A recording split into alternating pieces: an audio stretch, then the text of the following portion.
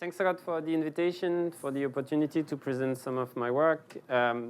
So I'll be talking about wind wave breaking. I simplified my title a bit compared to what I had sent you.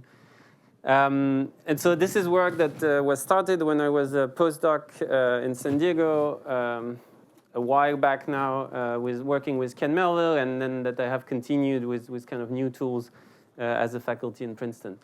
And the idea is going to be to try to understand some of the physics of the picture that's in the slide here, which is the ocean surface taken just after a fairly large breaking event. And so you see the wavy structure that's quite complicated, and you also see air entrainment and bubbles. And so we're going to talk about some of the processes associated with wind wave and wave breaking. All right.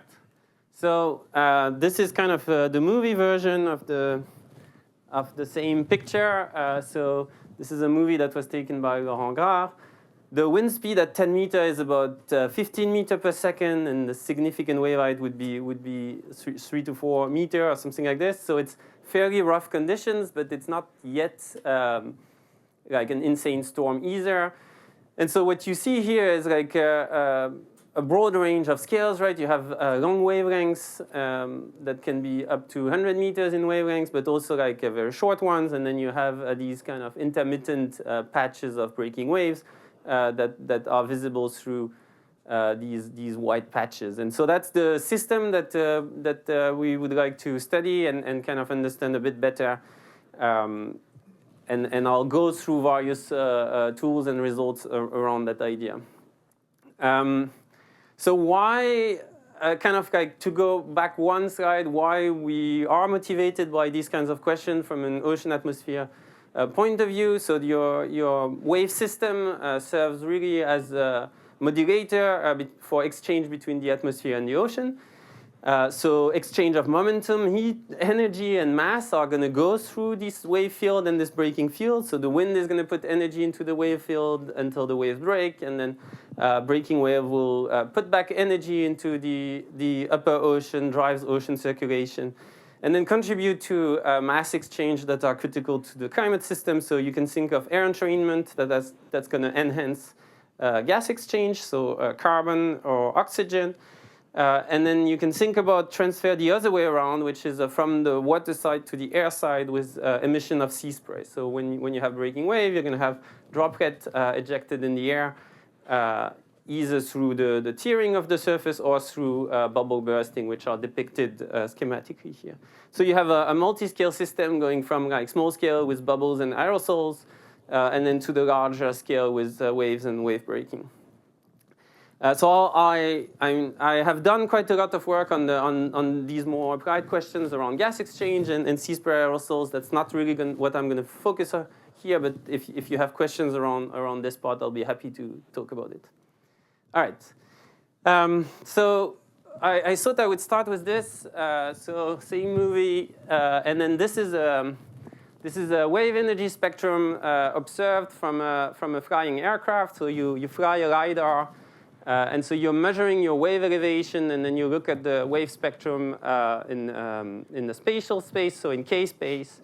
And you get this kind of picture. So this is from a 2016 paper. There are a bunch of other of these measurements from the group in San Diego.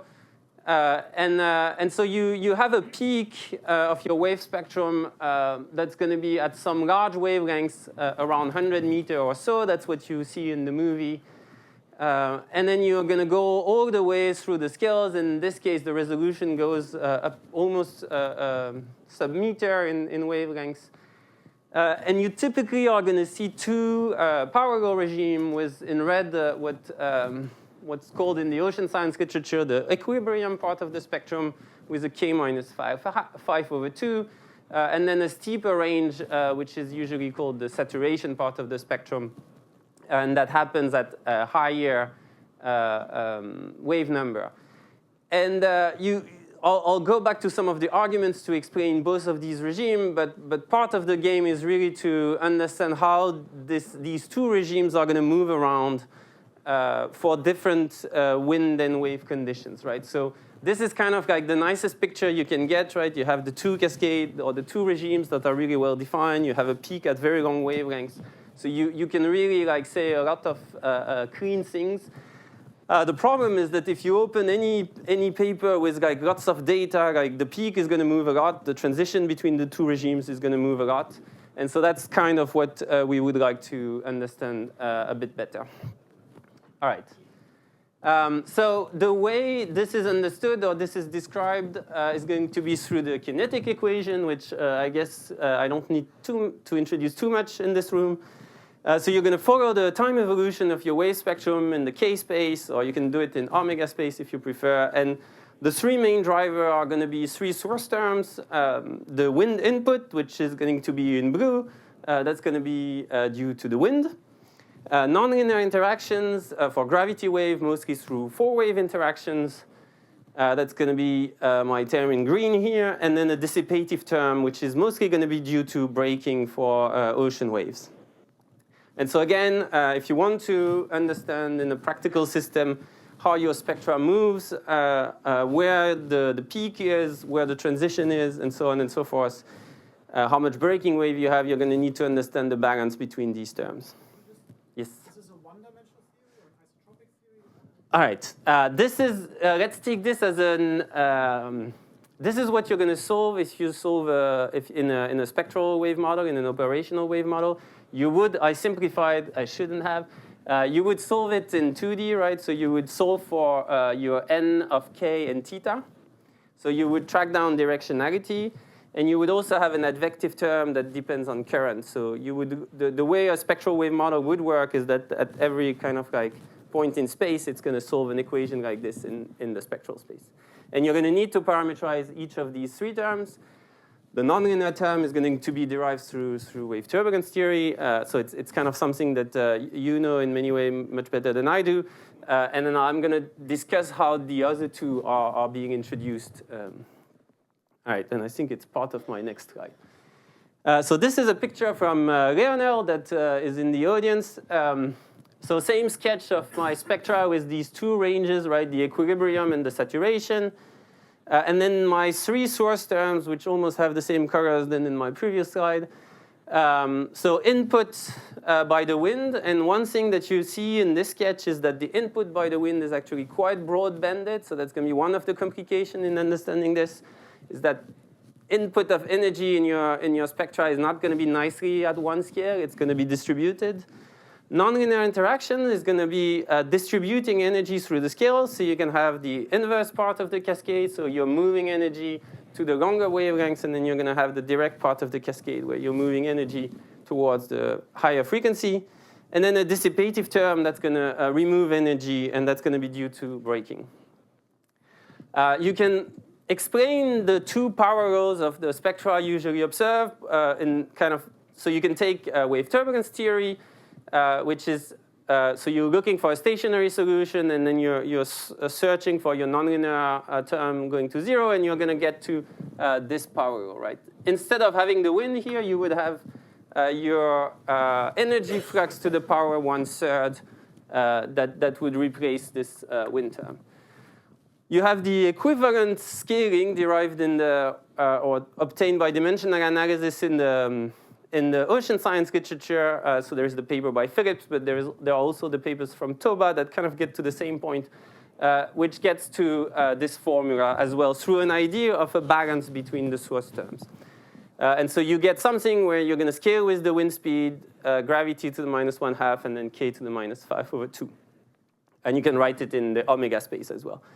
And then you have the second part of the spectrum, which was described by Phillips through dimensional analysis in the paper in the 50s. That is basically just saying that your wave energy spectra is only going to depend on gravity. Oh, there is a typo here. There shouldn't be two gravity here. You only take this one, you take your spectrum in the omega space, you do dimensional analysis, only keeping gravity and frequency, and you get the omega to the -5, which is a k to the -3. And you have a nice papers also more in the wave turbulence community around the idea of spectrum driven by singularities that gives you to the same saturation idea. Yes? When you say the difference, I don't understand the difference between The two part of the spectrum. So Oh, I see. you observe, okay, so you observe this, right? And if you look at the literature, you have ideas to explain both of these scalings. Yes? That's another question. So why is the drive so broadband? Yes, that's it. If it's coming from wind or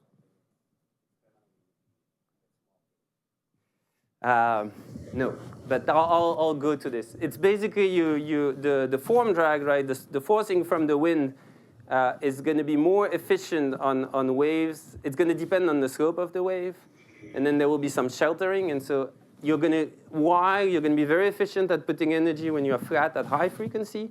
As you build your spectrum, you're going to keep putting energy also at larger scale, and that's kind of that's how. So then this shape, right? It's kind of empirical, right? I'll go through this, but you can derive things for a single wave, and then at some point you expand to a spectrum. But it's not that this is like really predicted. It's the same Phillips, yeah. And so if you read it's kind of funny because this one, he was trying to predict the whole thing with this idea. And when he writes the 85 paper, the first page in the introduction is basically saying, okay, I had this paper 25 years ago, and it doesn't quite work, so here is another idea. Okay, and so for a very long time, right, part of the issue is also measurement. It's like to observe these two regimes, you need to resolve a wide range of scales, and so that was not necessarily possible in the 50s or so. Okay, so before I go back to the spectrum, I would like to do a little bit of the physics of breaking wave and then forcing by the wind. So we're going to think about just a single wave or a single wavelength, or at least a narrow banded wave field, and look at breaking wave and then wind forcing. So breaking wave, people like Ken Melville and Jim Duncan, Mike Banner, Mark Perlin did lab experiments where the results kind of looked like this. So you take a 20 or 30 meter long wave tank, you have a paddle on one side, you focus a wave packet at the middle of the tank so that you send a bunch of frequencies and you tune the phase so that they all meet at the center of the tank, and then you get a breaking wave at the middle of the tank. And you can do this very repeatedly, so you can place your instruments in the middle of the tank and look at the breaking process. And you get this kind of pictures. So the breaking arrive. The width of the picture here would be about 1 meter. So the height of the wave would be about 15 centimeters or so. And so you get these nice breakers, and you entrain a pocket of air. And you can measure the wave energy before and the wave energy after, and you can track down how much energy has been lost.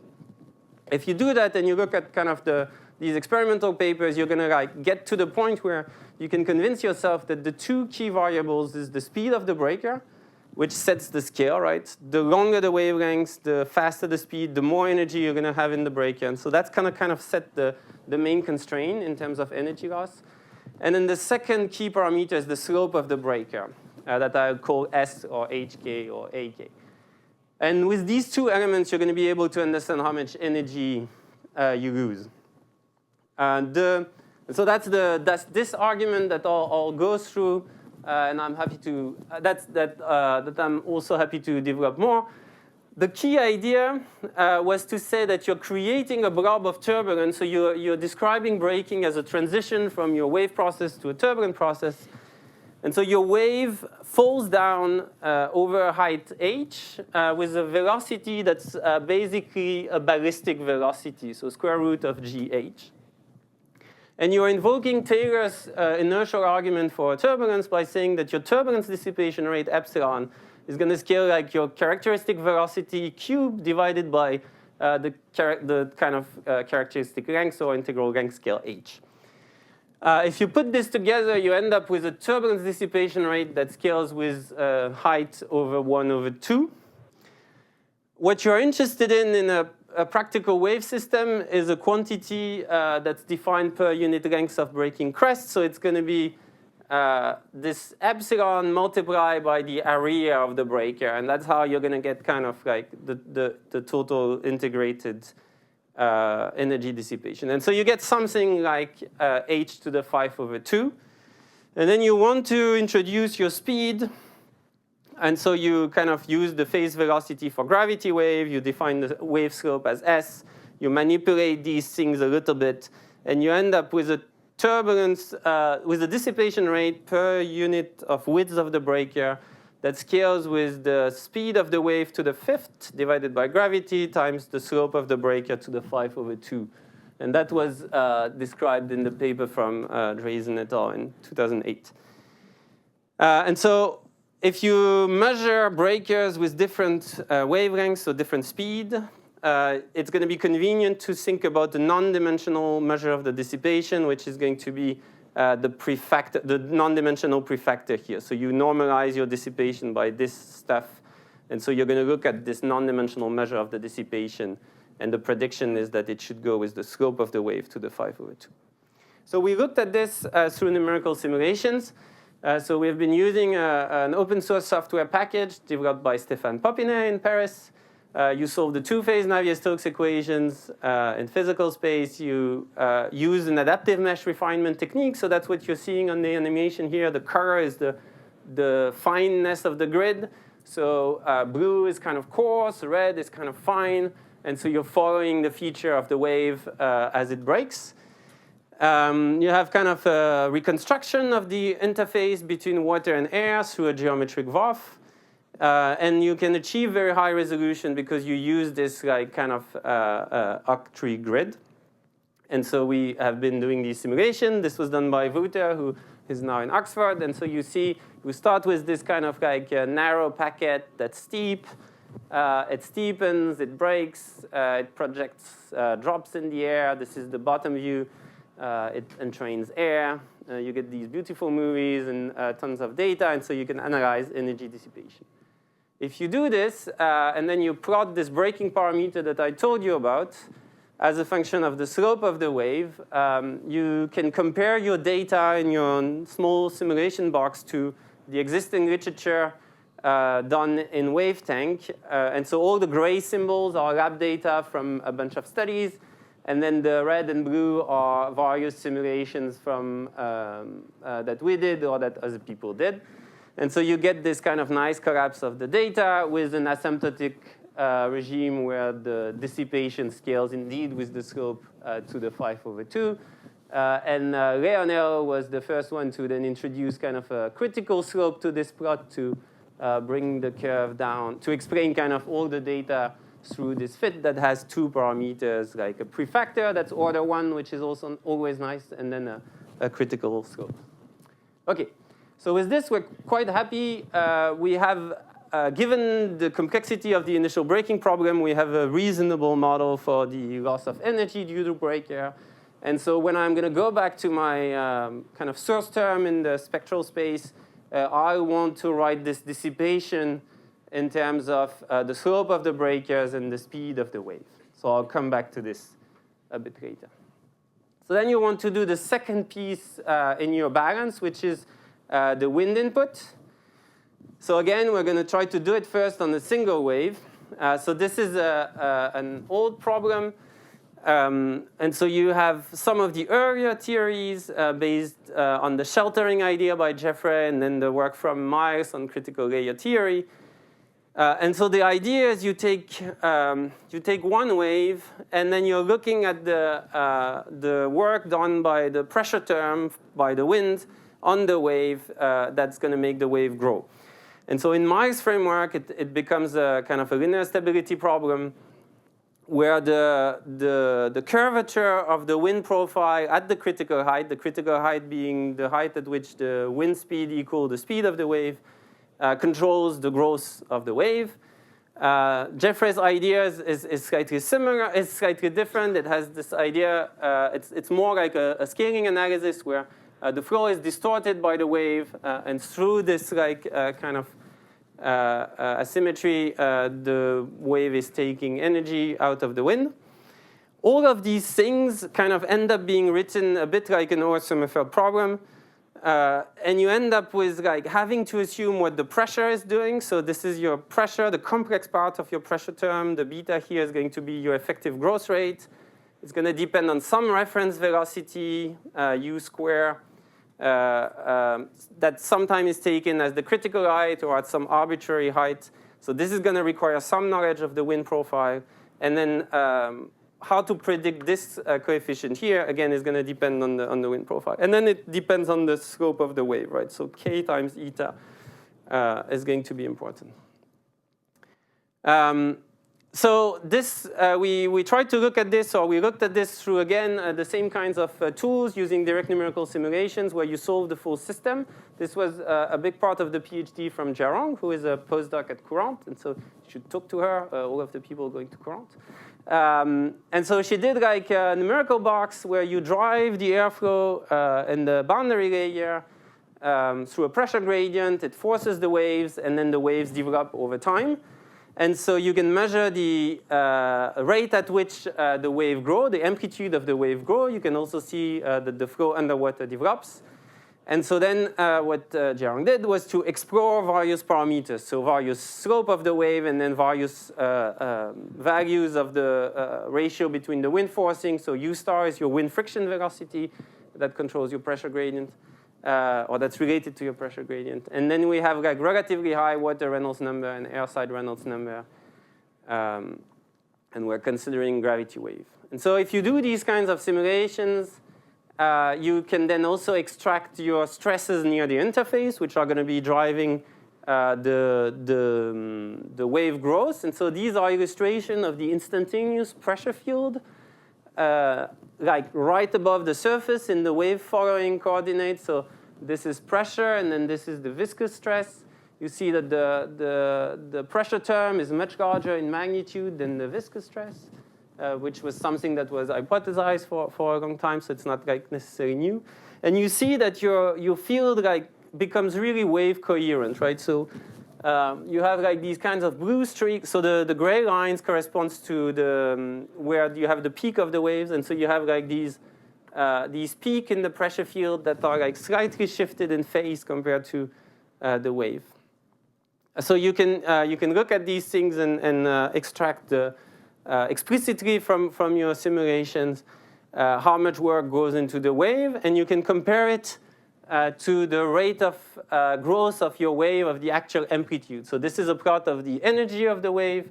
That's basically the amplitude square as a function of time for different winds forcing. You increase the wind forcing as you go up. And so when the wind is higher, the growth is stronger. When the wind is weaker, there is nearly no growth in this particular case. You're balanced with the viscous dissipation. And you can convince yourself that this idea is correct, right? That your change in energy in the wave field is controlled by this correlation of the pressure at the surface with the gradient, so with the slope, and times the speed of the wave. And if you remember my formula based on Miles or Jeffrey theoretical work, then like the phase shift between the pressure field and the wave field is going to play a role. Okay, so if you do that, so you extract this non-dimensional growth rate. So your energy change in your wave field, you normalize it by your initial energy. This is going to be all the red-ish symbols, and as a function of the wind. So your rate of change, your growth rate increases with the wind stress, with the wind. It also is modulated by the wave slope, and so you're going to see that for the same wind, the growth goes down as the slope increases. And so that's going to be something that is actually predicted by Belcher's framework in '93 that was analyzing the structure of the airflow above steep wave. So you can calculate, the solid lines are calculated based on Belcher's theory. You have coefficients that are not really predicted. You need to know the mean profile. So again, this is like, you need a lot of actual information to make these lines be predictive, which kind of defeats the purpose, but that's the idea. Okay, so you can also put this is a very classic representation of the growth rate in the ocean science literature that was, I think, initially showed by Plant. So this is your non-dimensional growth rate as a function of U star over C, All the grayish symbols are field and lab data. All the reddish symbols are our numerical data. And you see that you basically have all the growth rates data that fall into this kind of nice line where it tells you that it grows with the square of the wind friction velocity, u star. And then you have some modulation that we show as a lot modulated by the wave slope. And so with this idea, what then people did is that they took this kind of relationship that seems to work reasonably well for single wave, and they replaced it. They replaced the energy that was for one mode by the wave spectrum. And so once you have this kind of formula, which tells you that your wind input as a function of k goes like with the wind to the square, and then here you have what was the energy of a single mode. And so this is where the formally in like spectral wave model, your broad-banded aspect is going to come from. Okay. We looked at this. So one of the things that we were interested in doing is like all of these studies were looking either at breaking wave or at wave growth in two separate settings, right? And so I was interested in doing simulations where you could look at both at the same time, which is what's going to effectively happen in my initial movie of At the Ocean Service. So this is the same numerical configuration extended by Nicolo, who is a postdoc in my group. But now, instead of like, so we force more strongly and we go up to breaking, and then we keep forcing. And so what you see in these is that the wave grows, it breaks, and then it regrows, and it re-breaks. And so we do a couple of these cycles of growing, breaking, growing, breaking.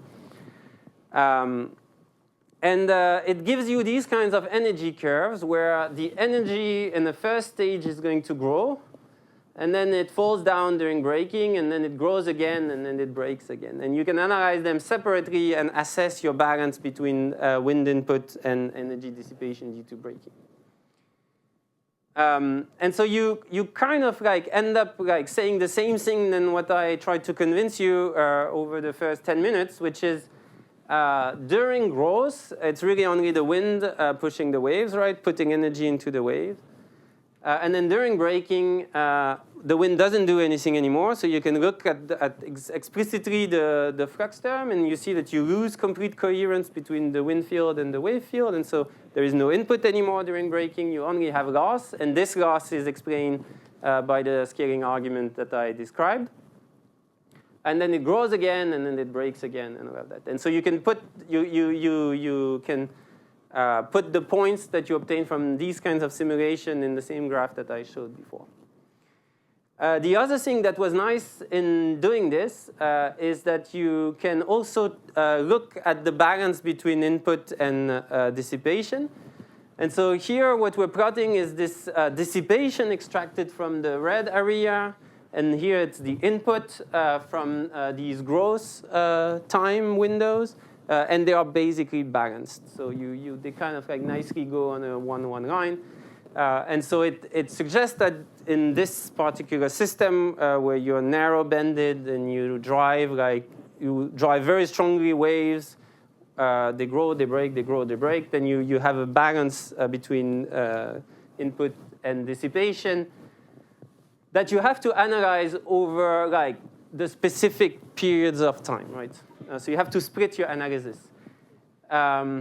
It's kind of a cool idea to think about how you could do this in field data, right? In field data, everything is spatial and happening at the same time. And so if you could like somehow split things temporally or spatially, you could like kind of test these kinds of ideas.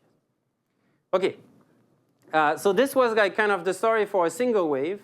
And now we want to extend to multiple waves. And so we go back to Phillips' 1985 paper, which introduced kind of an object which is called the length of breaking crest moving at a certain speed.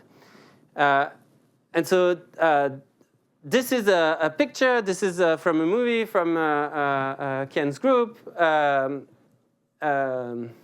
that I got from Luc Renin, who is also in the audience, where you fly above the wave field and you see this kind of like big breaking patch, and somehow and so you see this white patch, and if you take these images, you can like track down the length of the crest of the breaker and then the speed of the breaker. And if you do this systematically with a lot of data, you're going to be able to construct this distribution of length of breaking crest moving at a speed c. It's a very cool object to think about ARC fluxes, because the moments of these distributions are going to be related to exchange processes. So one of if you look at the second moment, it's going to be the white cap coverage. It's going to be related to the white cap coverage, so the area that is white. The third moment is going to be related to air entrainment, the fourth moment to momentum flux, and the fifth moment, the dissipation, is going to be related to energy dissipation. And so this is one way to like look at the dissipation term in the spectral space, and that's what Leonel implemented in spectral wave models. Which is to write this dissipation term in this way. So you took the results that you had for a single wave, and then you extend it using this distribution of lengths of breaking crest. Okay. And so what I would like to do now is to link the wave spectrum, which is kind of the object that you're going to track, you're going to solve for in an operational wave model, and the breaking wave field. And with these two like source terms in mind, yeah. Okay. Questions before I continue on this? Yes. Use the mic. I can hear you.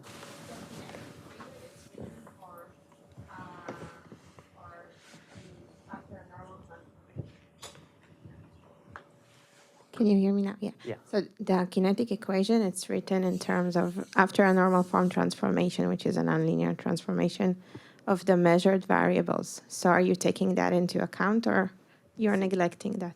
I think the short answer is no, I'm not taking this into account. And these two shouldn't be, rho g, it's normalized by rho g, it shouldn't be there. Yeah, when I look at this, I think, you can correct me. I think if you take wave watch 3, or if you take like a spectral wave model that's used for operational purposes, you're really solving this stuff, right? So you are tracking down your wave spectrum, and it evolves with these three source terms. Is it true? Yes. Okay, thank you. So I'm not sure what it means in terms of what you neglect. The way also, I didn't go into this one, but this one is also simplified in some way for like, to get faster. Yes?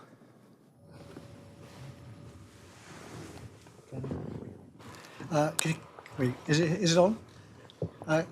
In the simulation, do you include the back reaction of the waves on the airflow? Yes. Yeah. That was the point of doing this simulation, that it's completely coupled. It's completely coupled. Thank you. Yeah. In what's going to come next, it will not be coupled anymore, but everything I showed before, it was fully coupled. Yeah. Which, I mean, for braking, you need that, right? Because otherwise, you wouldn't know what approximation to make. Yeah, and so the fact that you like,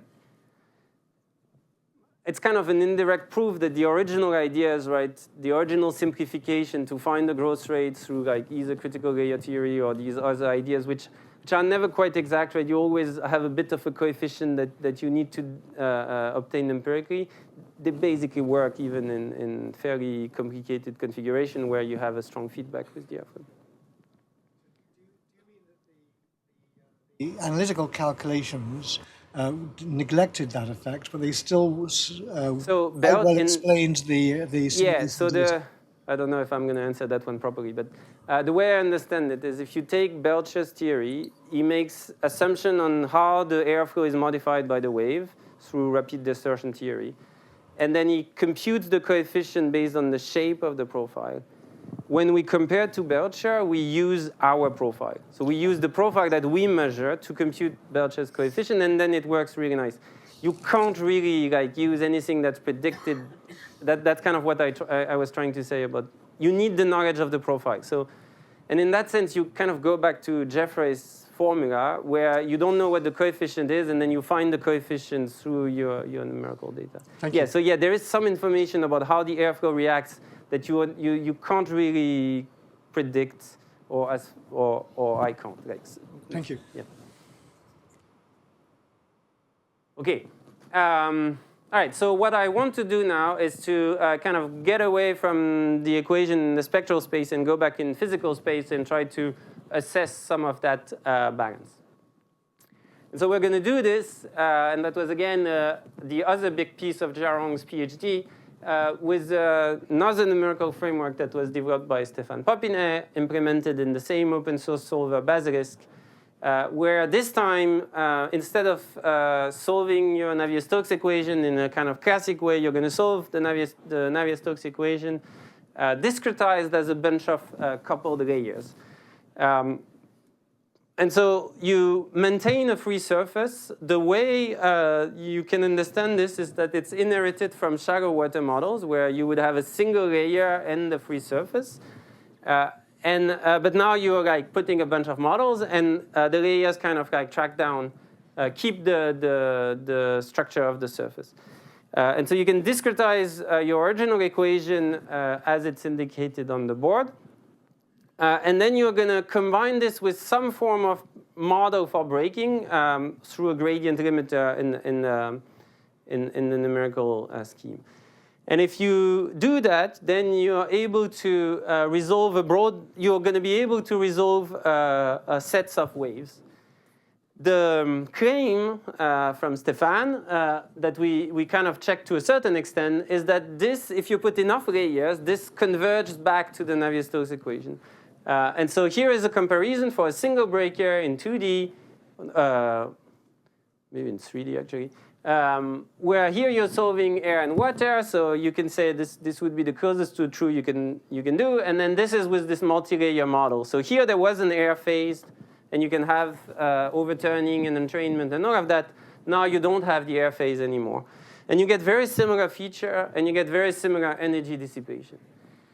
And because we believe that, like, for the overall evolution of the wave field and also the upper ocean turbulence, the main contribution of breaking is going to be the energy loss. This was like kind of the most important piece to recover.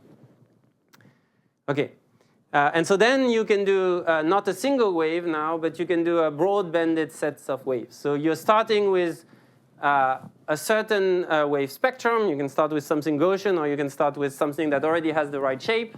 And then you let it propagate, and you get these kinds of pictures, which the first validation is that it looks a lot like the initial movie. So we were already just happy with this.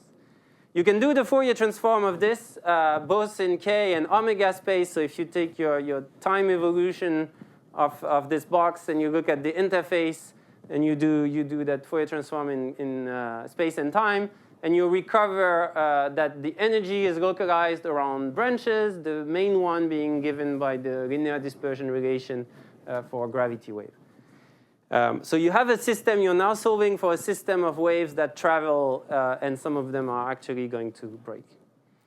And so this is like the spectra for this particular movie. So you kind of start with something that is not too far from what I argued about at the beginning. It's relatively broad-banded. It's of course not as broad-banded as the one in nature, but it's relatively broad-banded, and it kind of has the right shape.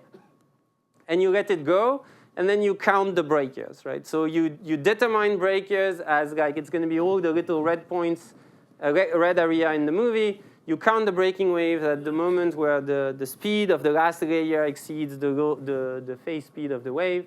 And so these are going to be your breakers, and you count them in the same way that you would do with field data, and you construct your distribution of length of breaking crest, lambda of c. And you recover like what was originally predicted by Phys through dimensional analysis, that it follows this kind of shape. You can do it for many initial conditions, right? So here you have the illustration of the tracking of the little areas that break and how you're constructing your distribution lambda of C. And what you can convince you is that the stronger the wave field, the more breakers you're going to have. So if you start with more energy into the wave spectrum, which you quantify here through the mean square slope sigma.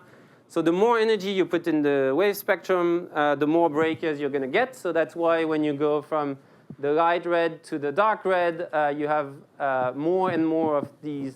The distribution just grows, right? And you kind of always recover the same shape. And you have like the most breakers at the speed that's a fraction of the peak of the spectrum. For the moment, there is no wind, so that's kind of nice because you're able to like go back to this idea that breaking is only determined by the speed of the wave and the slope of the wave, and so you can play with these data and empirically rescale your distribution. And so we get something where you rescale your breaking distribution by the mean square slope. And it's quite reasonable, but we don't really have any theoretical explanation for this. However, you can go back to field measurements. And so you take data from various groups that have measured this object. And this plot is not really up to date. There are like more measurements that we should keep adding to this.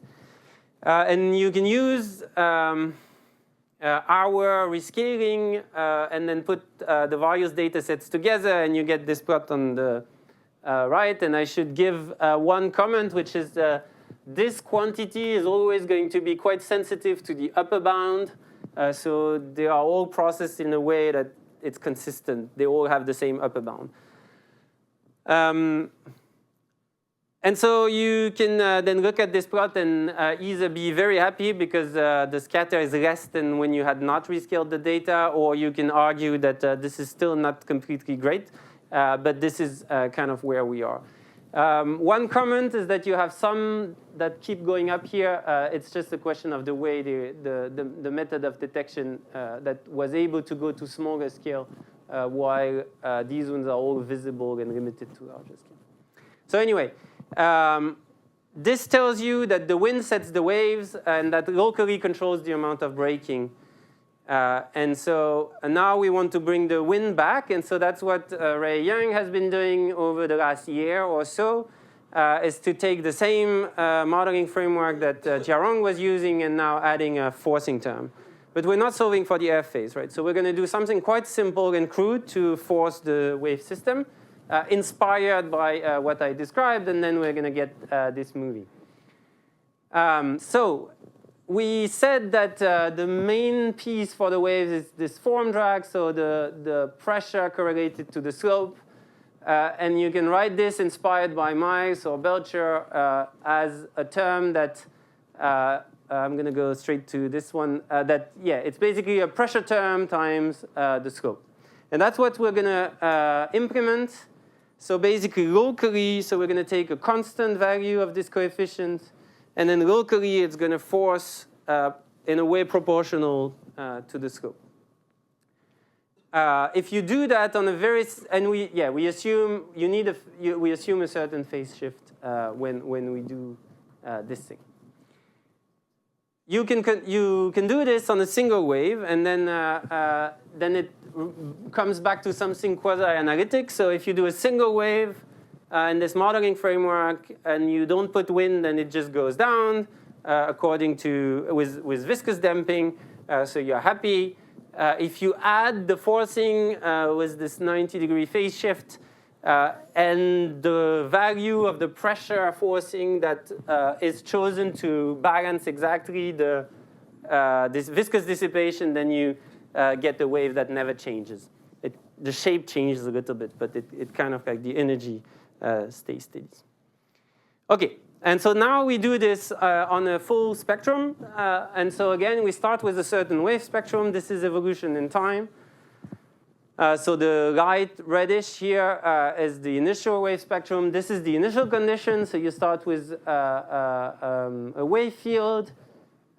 with a relatively weak amplitude, and you apply this this forcing that depends on a constant pressure term times the slope, and you see that it evolves. You see a certain number of features that are quite physical. You see that you're forming longer waves than what you had initially, right? You have a downshift of your spectrum that's developing, and it gets longer and longer. And at some point, we stop because the waves become constrained by the size of the box. So you see this, and so you see it when you look at the spectra, right? You see that as time goes, your peak moves to the left. I'll show a few more of these spectra. This particular configuration is one of the strongest forcing we have, so it kind of needs it kind of follows maybe this one that's breaking dominated, but it's not super clear. The total wave energy grows as a function of time. Potential energy grows at a rate that is slower than the kinetic energy, because the kinetic energy integrates also what goes in the water column. So you have a turbulence system that develops underwater as well.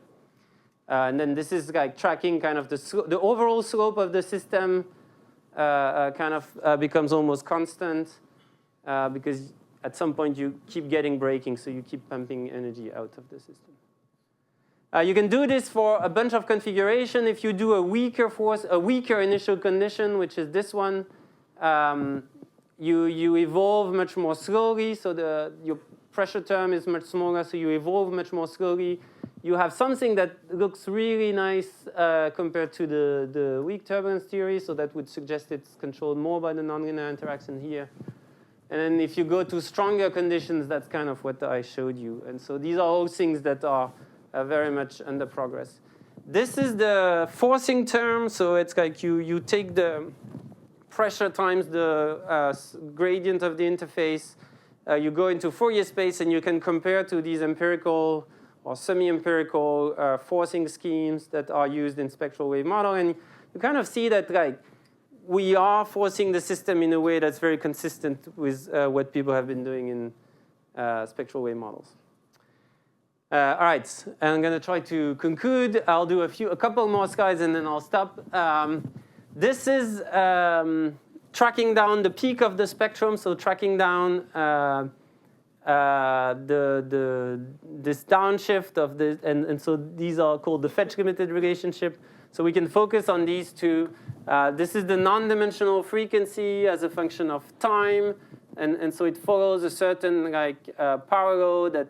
There are some papers from Badalin and Zakharov that derive a scaling for this time evolution. You can do it in space also and compare to actual field data from Lionel. And you get something that's quite consistent with these observations. This is for the energy. You can kind of loop all of these around by making assumption that the spectra keeps a self-similar shape. Okay. This is the same stuff I already showed, but now with wind forcing, so that the braking distribution remains very consistent. And the scaling that we had described without wind forcing seems to continue to hold. And I wanted to show, I'll skip this one. I wanted to show this piece, which is looking at the underwater turbulence. So this is the vertical velocity component. And you see that this is at fairly long time. We see like these alternating structures that develop quite strongly and go deep into the flow. And that's something we are kind of working on and analyzing. This is the energy dissipation rate that I skipped.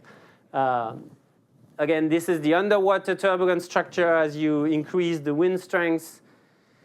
And we see that as the forcing increases, we get like much deeper penetration, and the spacing becomes much larger. And you can do you can do Fourier transform on these turbulence structure underwater and try to understand scalings of what controls these. I'm going to conclude here. I'm happy to come back to some of the slides that I skipped over a bit. So what I hope I illustrated is that like an ocean, like given ocean conditions are going to evolve or are going to be determined by the wind forcing, the nonlinear interaction, and the dissipation due to braking, and the specific balance and how broadbanded these terms R is going to give you the actual observed shape. We have developed modeling tools in physical space to look at these processes and sub-processes, both in terms of single wave, so you can look at single breaking wave, or you can look at single wave growing, and you can also look at both at in the same conditions. And then we have this multi-layer framework, which is, I think it's a very exciting approach to look at this balance in physical space over a relatively broad range of conditions, and with quite promising range of separation of scales. If you want to, and so all of this connects really to questions in upper ocean regarding prediction for or understanding for upper ocean turbulence, and then relations to gas exchange and C-spray aerosol, which would be a whole other talk. Thanks a lot.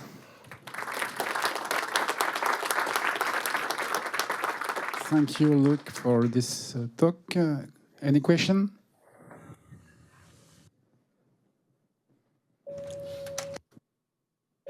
Thanks, Luc. This was very interesting and very exciting work. The part where you were talking about those simulation of wind-generated surface wave, have you tried to explore some of the directionality of those fields that you're getting? Yes, so that's one of this guy skip. So this is one example. It's very much things that aren't fully cooked at this point. So this is for one particular condition. I showed you the integrated spectra, but this is one case. So you start with something. It's a cos square or whatever it is, like the classic initial conditions, which would be what you parameterize for the spectra. And then you let it go, and so what we see is that it's getting narrower, right? If you compute some metrics about the spreading of these spectra, it's getting narrower as you keep going. The stronger the wind forcing, the narrower it gets. And then you can do the same in the breaking distribution.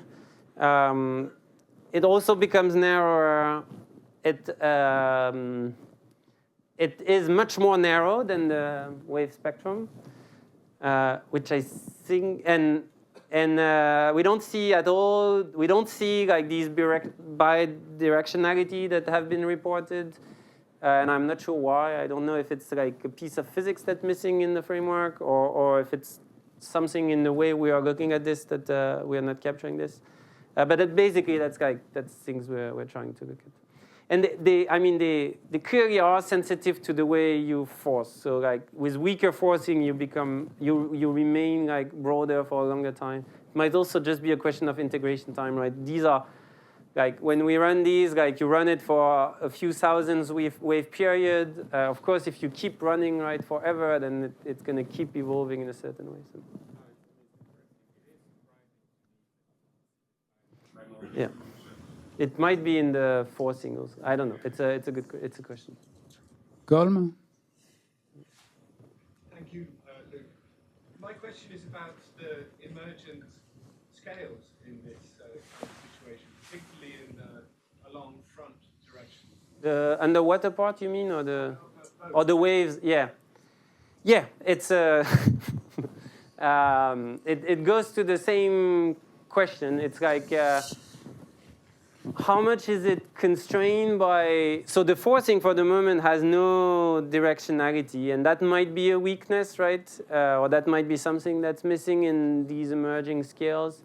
The peak of the spectra, the way it downshift, we seem to understand it fairly well. Like I mean, at least it's coherent with what's been reported from observations.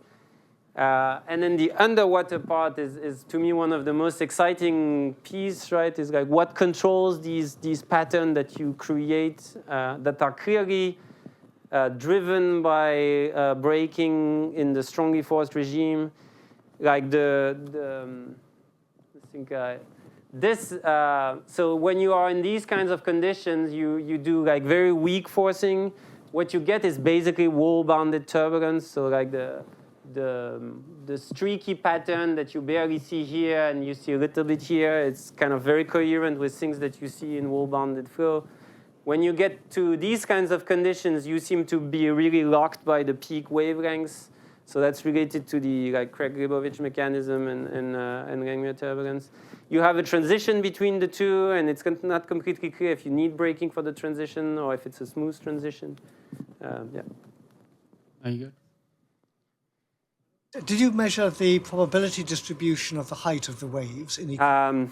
Yeah, we have one collaborator that keeps asking us that. No, we haven't done it. We did it for the unforced conditions, and you get kind of like typhoon-like things. So you do get the nonlinear tail, but we haven't looked at it in tons of detail. So you clearly you start with a Gaussian field in terms of, that's how you seed the flow initially. You take random phase and it's Gaussian, and you clearly become nonlinear. But we haven't, I mean, yeah, we looked at them, we're like, yeah, they become nonlinear, but we haven't explored them in a ton of detail. Okay, thank you. We probably should. Sebastian? This is a clarification. In your definition of wave spectrum, Yeah. you use the surface elevation. Yeah. Do you include the kinetic energy? No, I think that was, no. It's just the Fourier transform of the spectrum, of the elevation. So it's a proxy of wave action when you show that. Yes, and the you're comparison right. is. Yeah. Then, and also for the simulation, do you use? No, the simulation are completely in real space, in physical space. I mean, so you use the total energy? To compute the wave spectrum? Yeah. No, again, it's from the elevation. It's from the elevation. Because here, I mean, once you have these kinds of configuration, you have a question of how you disentangle the wave energy from the underwater velocity field. And so that's why we only look at the elevation, because then we don't have to do this separation. Yeah. And I mean, one thing that I talked with Nicola about is like we are able to evaluate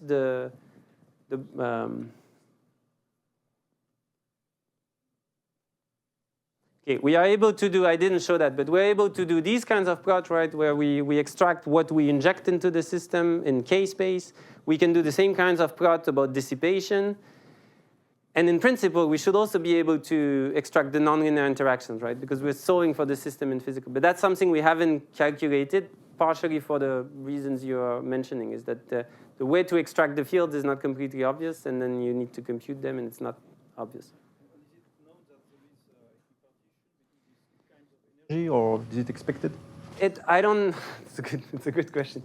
I guess it's assumed, right? That's what people have assumed, and that's how these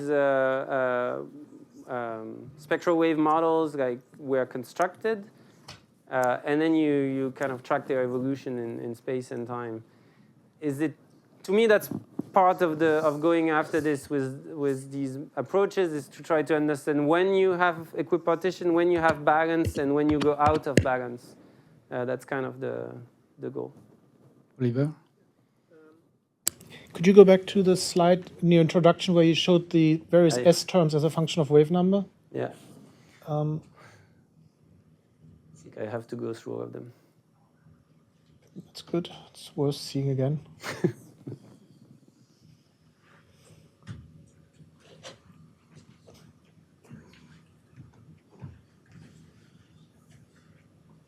Almost there. I think, This this one. Yeah, so as theoreticians, of course, we live in a slight dream world, but part of the dream world is that the forcing happens at one scale and the dissipation happens at another scale. If I look at your red curve, it's very broad-banded, and I think that's what... It's not just broadband, it happens at the same scale as the waves, is the input, right?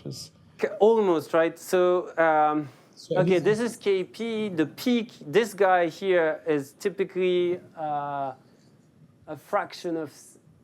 Yeah, it's going to be, yes. I mean, I'm just trying to understand, or maybe you can explain again how that fits together with your simulations where you have a large-scale wave and then it breaks in a very small volume area, but you're sort of attributing that loss to the primary wave, I guess. Yeah, in the simulation where you have a single mode, yes. If you go back to this movie, what you see is that your breakers, right, are happening at multiple scales. And so you have a few very large breakers that are going to remove energy at very large scale. And because they are very big and the energy loss scales with the speed of the wave and they are faster, that even if there are a few of them, that's still going to remove a significant chunk in that representation. And then you also have a bunch of the smaller breakers. When you get this very nice picture, and I mean, again, the way this has to be seen a bit as a sketch in a certain sense, right? I think the key question is how these things move, right? How much this one should be more peaked here or more peaked here, and then same, how much this one moves left and right, and the nonlinear interaction in the same way, right? That's really going to be the key from one spectra to the other. It's going to be how these balances affect different parts of the spectrum. It's really nice as a picture to say, like, well, this part is dominated by breakers, right? All the breakers are smaller than 10 meters, and so this part is all my breaking field, and this part is just nonlinear interactions. And somehow the wind puts energy somewhere, and it all works out. And that's kind of what the two scaling arguments say. In practice, it's more of a balance. And so the Phillips paper really talks about this as the equilibrium between the three terms. And he constructs the k minus 5 over 2 as an equilibrium between the three terms. A very last question, a very quick and answer quick. Also. Yeah, no, I had the same question actually because both dissipation terms and forcing terms seems to be very broad, and so my question was related to where nonlinear interaction takes place, and this is somehow in contrast with the classical Zaharoff picture where you have forcing at the peak and dissipation at higher numbers. So I think I had the chance to be once in the same workshop where Zakharov was there, and there were some of the ocean wave people there. And that was clearly a point of contention. That like the ocean wave people tend to really go through this picture from Phillips or Toba, where you need the three pieces, and it's sorts of a balance. And well, the wave turbulence picture, you move the energy through the inverse cascade, and then you have the equilibrium through the forward cascade. Right? So it remains a puzzle to me, and I did my PhD with Eric, and then I went to work with Ken, so I had a piece of both worlds. And to me, there is really something to do in putting both together. Practically, you really need the wind, right? The problem with wave turbulence theory, the way it's written, is that you don't have the wind. Anyone that does ocean science, that's the first thing they would measure, right? That's the one thing that they would know is wind forcing. And so that is, I guess, the beginning of the mismatch. Okay, thank you very much, Luc. So we have a break now.